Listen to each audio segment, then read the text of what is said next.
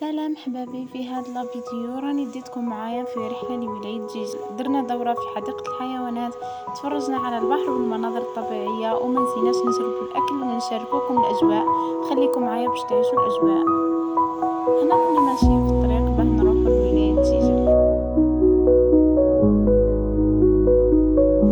هنايا وصلنا لولاية جيجل في الصباح، وشوفوا لي البحر والشمس والبرونزاج.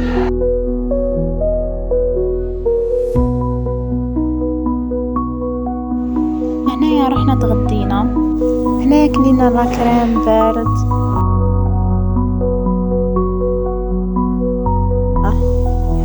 وهنايا في الحديقة تاع الحيوانات شوفوا لي الحصان، سبحان الله وبسم الله وما شاء الله. وهنايا الفيل،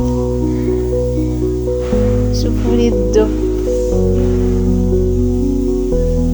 وهذا الأسد، والسبع زهرته واعرة.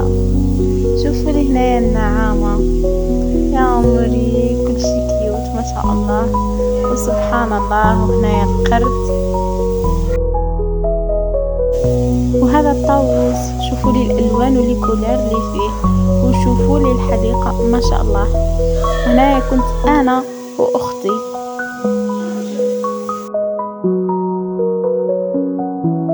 شوفوا المناظر مبانو رانا في الرسوم متحركة، هادو الحصانات.